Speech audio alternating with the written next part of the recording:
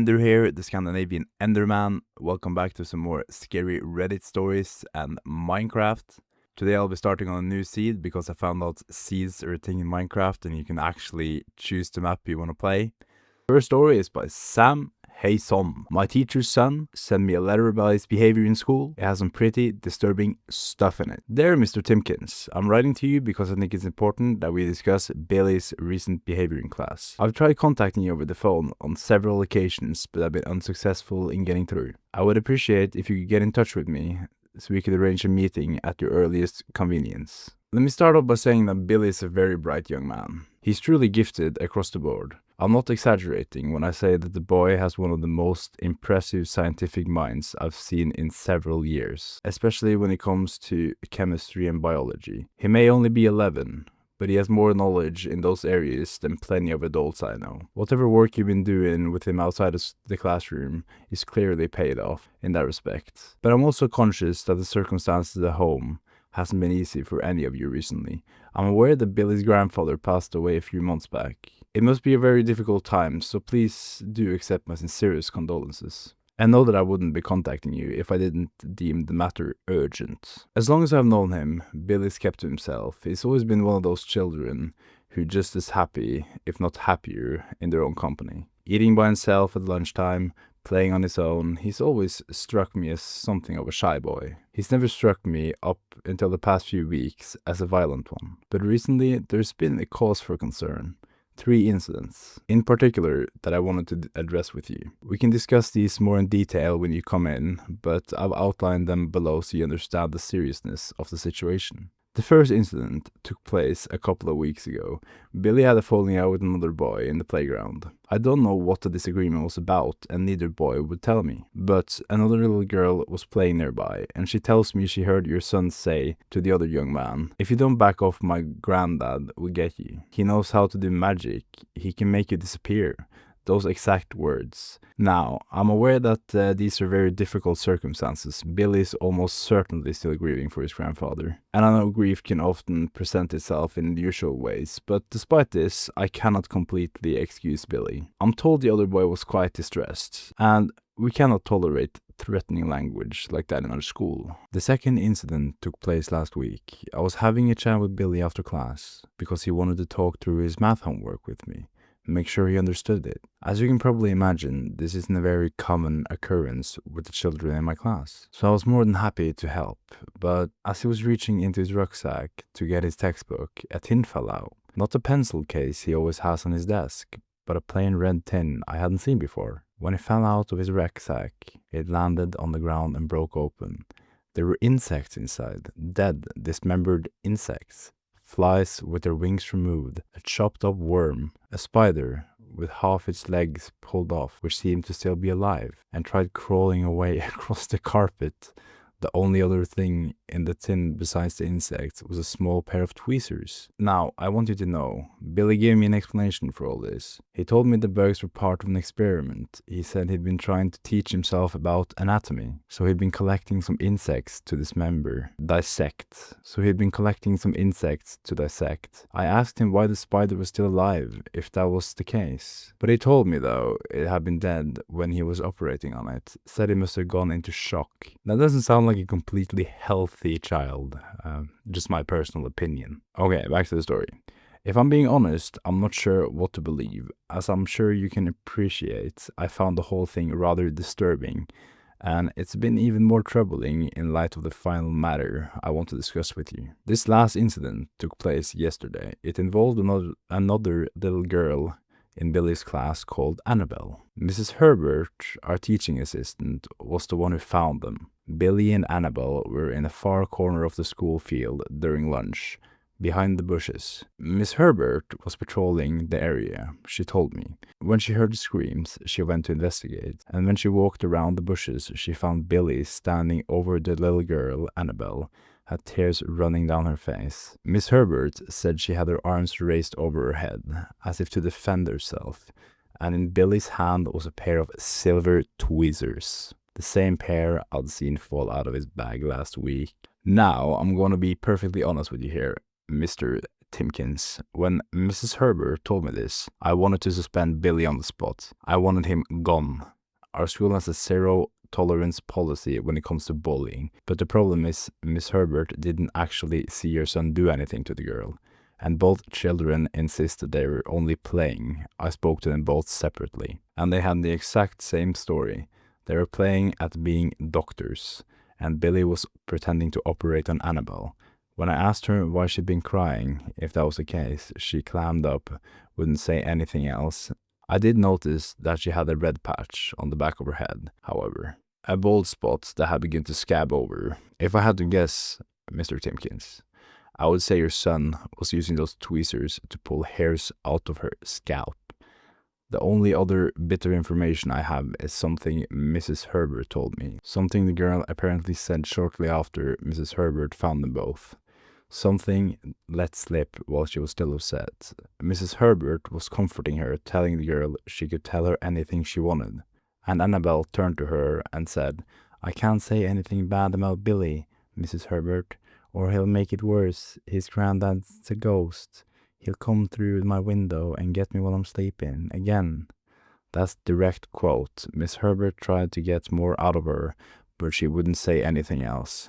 Anyway, I apologize for the long letter, Mr. Timkins. I know the past few months hasn't been easy. I'm also aware that the changes in Billy's behavior is very likely linked to his recent bereavement, especially given that the other children have said about his grandfather. I'm sure you can see now it's crucial that we speak as soon as possible. The school wants to support Billy as much as we can, but in the meantime, we simply cannot have him threaten or hurting other students.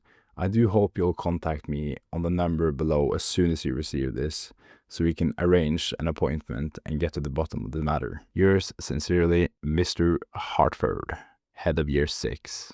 Just as I finished reading the letter, I heard the front door of the house snick shut. I glanced at my watch. Billy. It was Billy, home from school.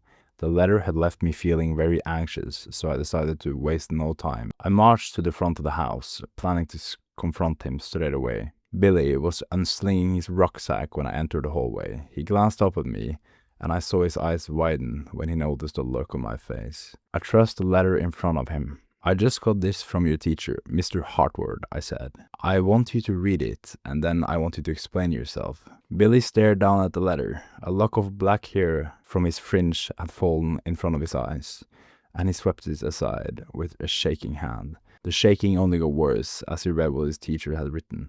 "Well," I demanded a few minutes later. Billy looked at the ground, refusing to meet my eyes. He didn't say anything. "Right," I said. "Come with me." I took Billy's arm, led him through the house, chastising him as I went. "The thing you need to understand, young man, is that when you act out at school, it doesn't just affect you. We're walking through the dining room now, en route to a little hallway at the back of the house. It risks affecting our entire family," I said. We entered the hallway and passed beside a closed door. I stared at Billy, who was looking up at me with frightened eyes. "Well, what do you have to say for yourself?" Despite the fear in his face, Billy met my gaze. I'm sorry, Dad," he sputtered. "I'm really sorry." I saw that his eyes had started glistening with tears. In that moment, he didn't look violent or capable of hurting anyone. He looked like a little boy. And just like that, I knew I couldn't be angry with him. Tensing my whole body, I pulled open the door we were standing beside. The door to the basement. All at once, the hallway was filled with the sound of high-pitched screams. The noise made me feel ill. I found myself reflecting almost obscenely. What an efficient job the builders did with the soundproofing down here. That sentence right there is kind of unsettling, not gonna lie. Really though, I told them at the time Billy would be using the room to practice his drumming. Said we didn't want any noise whatsoever to escape. That they obviously listened. "Look, Billy," I said, "I know how much you miss your granddad, and you know what a special man he was, don't you?" Billy nodded. "And you know that the special instructions he left for us have been followed very carefully, right?" Billy nodded again. "I know that," he said. "That's why I've been doing my best to practice, 'cause I want to help." He stared up at me with bright eyes, excitement. It did nothing to help the nausea in my stomach. "Billy's only a kid. He's only young. Involving him in all this was the last thing I ever wanted to do. But sometimes you don't have a choice. Sometimes the alternatives are worse. The old man was very clear in the instructions he left behind. If the whole family isn't in on it, it won't work. And if the whole family doesn't try and make it work, he'll know. Oh yes, he always knows. The first time I went down to the basement, I left Billy behind. Though it wouldn't matter. But that night, he came to me while I was asleep, visited me. I dreamt I was trapped in a bed with my arms pinned at my side, and he was looming over me, watching. He didn't say anything, just pointing a finger at the photo of Billy on the side of my bed table. The message was clear enough. If you don't do exactly what I ask, it won't be you that suffer. It'll be your son. Now I reached down and ruffled Billy's hair with a trembling hand in the basement below us. The screams grew louder. I know you only want to help, I whispered. I know you want to see your grandpa again, but part of helping is making sure we keep what we're doing here a secret too. Do you understand that? Billy looked down at the floor, nodding for the third time. Shoulders slumped. Right then, I didn't know what was worse. The fact that I had no choice but to involve him, or the fact that he seemed to want to be involved. The fact that sometimes, when he looked at me in a certain light, I saw traces of his granddad in him. I'll tell you what, I said after a moment. If you promise me you'll start behaving in school, I'll let you choose the best parts on this one. How does that sound? You're still a bit too little to help with the operation, but that doesn't mean you can't be useful. Billy stared up at me with wide eyes. Really, Dad? You sure? I nodded at him, forced myself to smile, felt the nausea in my stomach scroll and crawl. Billy's a good kid. I know he's a good kid. All I want to do is protect him. I spent the last 11 years of my life trying to do just that. And 3 months ago, I thought I'd succeeded. 3 months ago, when his granddad had a heart attack, I thought the nightmare was finally over. But then I found the instructions he'd left behind for us. I started seeing him in my nightmares, and I realized it wasn't really over after all. Now I watched Billy as he ran over the top of the basement steps. He paused and grinned back at me. I know 2 kids in my class who lost their granddads as well, he said suddenly. They're both sad because they never get to see them again. But I'm not sad, Dad. I'm lucky. We both are. He turned and ran down the steps. I followed after him, shut the door firmly behind us. The screams were louder than ever now, and Billy's next words, which echoed back to me up the staircase, were almost lost in noise. Only a couple more bits and pieces to go now, he shouted. Then I'll have a brand new granddad. I mean, it turned out a little bit different than what I thought. Like, the moment he mentioned soundproofed walls and took the kid down to the basement, I assumed he was gonna do some pretty bad stuff, but I mean, at least he's not a child abuser, right? Second story is from equivalent tip 6777. Omegle traumatized me for life. One of the worst things that ever happened to me involved a website called Omegle. I was really shy back when I was a junior in high school. I had a lot of anxiety and not so many friends. Not through any fault of my own, though. My parents used to move around a lot for work, so every so often we'd pick up sticks and move someplace new. This played absolute havoc on my social development for a while, and by the time I joined a new school during my junior year, I not only couldn't find the confidence to speak to people, I just didn't want to either. Like, what was the point?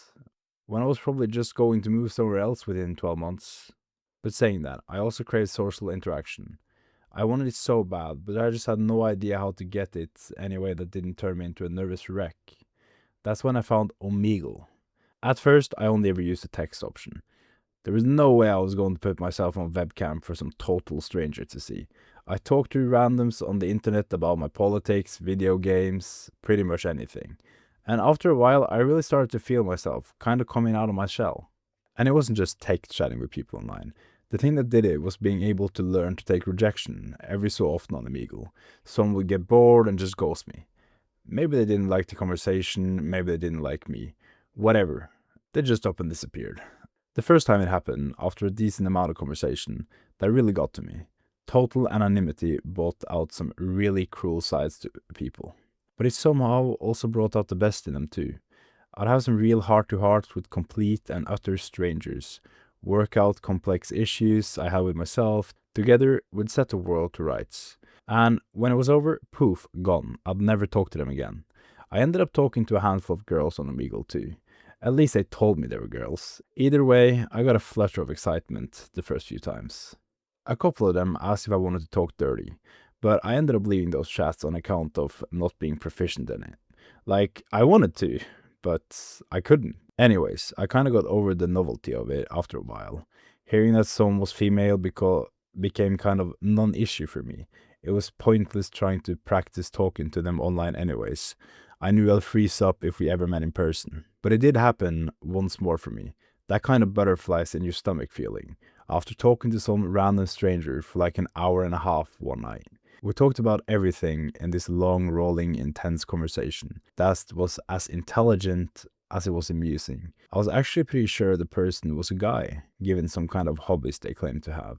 So you can imagine how surprised I was when they were a girl. I was kind of speechless. Only once had I ever gotten the inkling to actually ask someone for their personal contacts so we could keep the conversation going. And that person had ghosted as soon as I asked. I wasn't about to risk any more of my pride like that again, especially when I was certain that the girl in particular would make all the rejection pain come flooding back all on me. So anyway, I found out they're a girl, get excited, but just to basically ignore it. Not only was I sticking to my never fully believing someone online is a girl until you hear their voice or see a verification picture or video, but I could feel myself getting overly excited. Like, if it was a girl, she was like my dream girl. That wasn't something I thought I could face right now, as weird as it might sound. So I keep the conversation going, like it had been, and suddenly I find myself actually kind of flirting. Probably doing it really bad, but for the first time in my entire teenage years, flirting was something that actually felt so natural. The whole thing was going so well that after we happened to both name Ernest Hemingway, for whom the bell tolls, as our favorite book, I just thought screw it and asked if she wanted to talk over webcam. If it was a dude pretending or she wasn't who she said she was, I'll be fine, I'll cut my losses. But if she was, we tried to line up. Little text countdown to us flickering on our webcams, which ended up being goofy and incredibly inaccurate. But it was still kind of cute and helped me get rid of the little anxiety I had left. And when I saw her, whoa, she was gorgeous, legit one of the prettiest girls I'd ever seen to this day. And after some initial blushing and awkwardness, we carried on our conversation like it was the most natural thing in the world. Her name was Emily, and I'd never crushed on a girl as hard as her, ever. We spent another 2 hours chatting like that, and the whole time I was terrified of getting disconnected or something, but I was still too scared to ask for like a phone number or email or something. So I was just kind of like stuck in a limbo like that for a while, until I could summon up the courage. She was a senior who lived a few states away, but that didn't bother me, so I tried to push the conversation towards relationships and whatnot, which gave me a way into asking her if she was single. She replied that she was single, but might not be for long because she met this really cute guy. Obviously, I'm kind of disappointed to hear that. And I tell her I think whoever he is a lucky guy.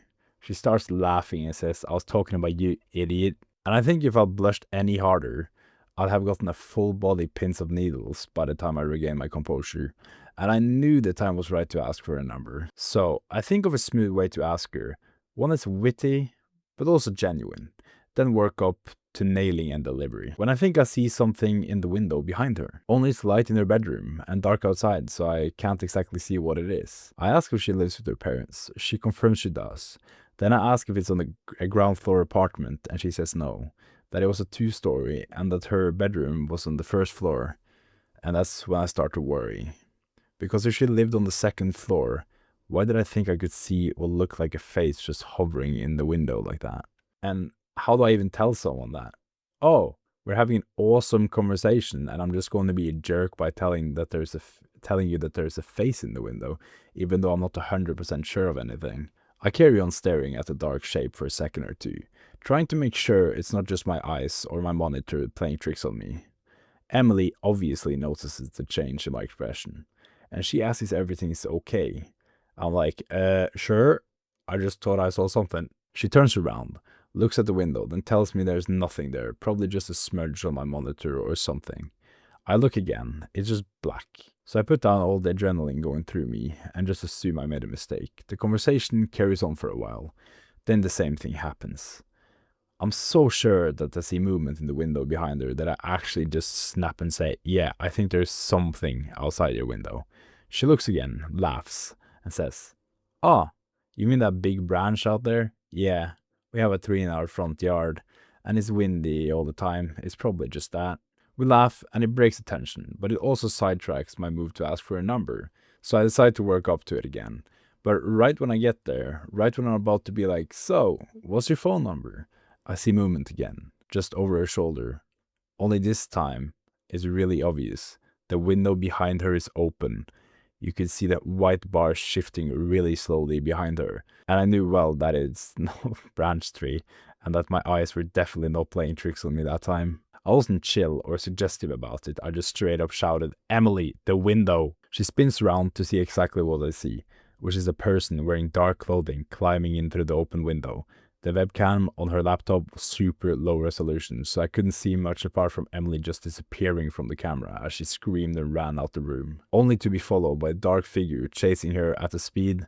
I just had to sit there and listen to the most horrific screaming and shouting sound I've ever heard. She was home alone at the time, so there's just one set of female screams and occasionally this rough bark of the guy who was chasing her.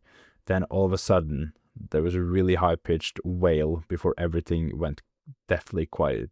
I grabbed my phone and called 911 frantically, not even thinking that I had absolutely nothing to tell the dispatcher other than, I think I'm witnessing a home invasion. I didn't know where Emily lived, other than she was from New Hampshire. I had no last name, no specifics whatsoever that could actually lead to the cops to her location. In the end, I got so frustrated that I hung up. There was nothing I could do. I just stared at the webcam image of her empty bedroom, praying she was okay. I'm not sure how long I was sat there, so I couldn't tell if the cops showed up quickly or not. Only that they did show up. I knew because I heard the sirens before I saw the flashing lights from the window of Emily's room. I heard them break into the house, then I heard them shouting stuff like, police, show me your hands, and other garbled things. And I actually heard gunshots, maybe 15 or 20. It's hard to say for certain, but it was a lot. I actually stayed on camera until I could get the cops' attention and told them that I'd seen the guy breaking in. This ended up with me getting a call from the New Hampshire detectives. But once I told him that I'd only seen one person break in, and that's all, I'd seen via the webcam, he pretty much lost interest. Then I asked if Emily was okay. He sighed and I could hear him putting on his professional voice before he really spoke. I'm sorry to have to tell you this, son, but Emily passed away this morning after you two spoke. I'm deeply sorry for your loss, but be safe in the knowledge that any information you give will help go towards catching the guy who did this to her. Not exactly what he said, but you get the idea. I figured it was just a robber, someone who wanted to subdue her before emptying the house of valuables, but he killed her. The guy did things to her and then killed her. He didn't even run once he'd done it either. He stuck around carrying on doing things to her until the cops showed up to shoot him, when he must have rushed them or something. Must have had a weapon. For days afterwards, I searched the internet for articles about New Hampshire murder and home invasion, and God help me, I found one. And that's why I know so much about the details of what happened. And how this was about 6 or 7 years ago.